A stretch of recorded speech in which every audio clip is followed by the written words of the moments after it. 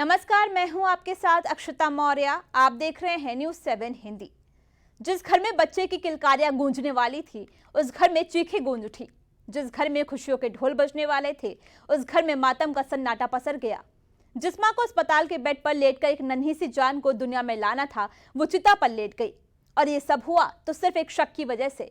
शक ने एक नहीं बल्कि दो जिंदगियां तो छीनी ही, बल्कि कईयों की जीवन भर का गम भी दे दिया।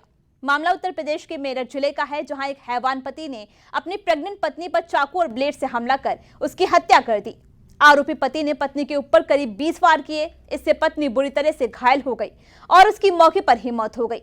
आरोपी को पत्नी पर शक था और इसी शक के चलते उसने पत्नी को तो हत्या की ही, साथ ही महिला के गर्भ में पल रहे बच्चे को भी जन्म लेने से पहले ही मार डाला। मामला मेरठ के गंगानगर के अमड़ेहा से सामने आया है। भावनपुर क्षेत्र के किना नगर के रहने वाले रविशंकर की शादी इसी साल जनवरी में लिसाड़ी गेट क्षेत्र के जाटव गेट की रहने वाली सपना के साथ हुई थी।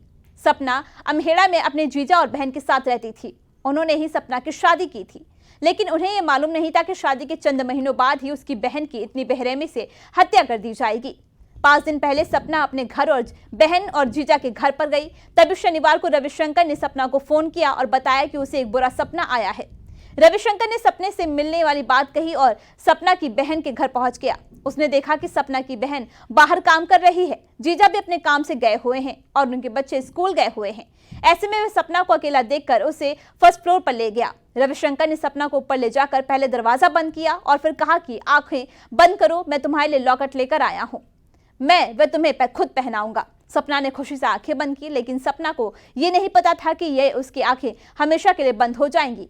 सपना ने जैसे ही आंखें बंद की, रविशंकर ने उसके ऊपर चाकू और ब्लेड से हमला कर दिया। सपना को समझ पाती रविशंकर ने सपना पर ताबड़तोड़ 20 वार कर दिए, जिससे सपना की मौके पर ही मौत हो गई। सपना प्रेग्नेंट थी और घर में किलकारियां गूंजनी थी, लेकिन ये किलकारी चीख में बदल गई। सपना की चीखें सुनकर उसकी बहन दौड़ती हुई ऊपर पहुंची तो दरवाजा अंदर से लगा हुआ था। ऐसे में भीड़ इकट्ठा हो गई। इतनी देर में पुलिस भी मौके पर पहुंच गई और दरवाजा खुलवाया गया। अंदर देखा तो सपना खून से लथपथ हालत में पड़ी हुई थी और तब तक उसकी मौत हो चुकी थी। रविशंकर ने सपना की हत्या करने के बाद खुद ही पुलिस को भी जानकारी दी थी। सपना की हालत देख लोगों ने रविशंकर से हाथापाई करने की कोशिश की, लेकिन पुलिस उसे अपने साथ ले गई। इसके बाद उसे कोर्ट में पेश किया गया, जहां उसे 14 दिन की न्यायिक हिरासत में भेज दिया गया है।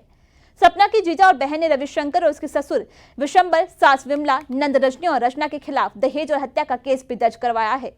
वहीं दूसरी तरफ आरोपी ने पूछताछ में बताया कि उसने सपना की हत्या शक के चलते की है। फिलहाल इस खबर में बस इतना ही। बने रहिए न्यूज़ 7 हिंदी के साथ।